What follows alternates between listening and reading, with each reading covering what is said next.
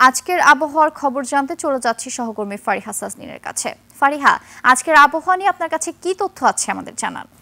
ধন্যবাদ নির্জনা। দর্শক, আজ ২০ নভেম্বর ২০২৫ তারিখে দেশের সর্বশেষ আবহাওয়া তথ্য থেকে আমরা দেখতে পাচ্ছি আজ সারা দেশের আকাশ আংশিক মেঘলা থাকতে পারে এবং তাপমাত্রা শুষ্ক থাকতে পারে।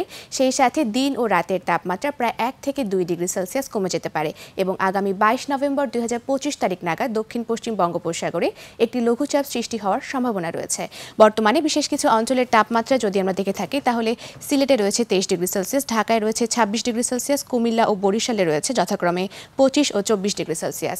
গতকাল সর্বনিম্ন তাপমাত্রা রেকর্ড করা হয়েছে তেঁতুলিয়াতে, যা ১৪.৩ ডিগ্রি সেলসিয়াস এবং সর্বোচ্চ তাপমাত্রা চট্টগ্রামের আমবাগানে, যা ৩৪ ডিগ্রি সেলসিয়াস। গত ২৪ ঘন্টায় রাজধানী ঢাকায় সর্বোচ্চ তাপমাত্রা ছিল ৩১.২ ডিগ্রি সেলসিয়াস এবং সর্বনিম্ন তাপমাত্রা ১৯.৫ ডিগ্রি সেলসিয়াস।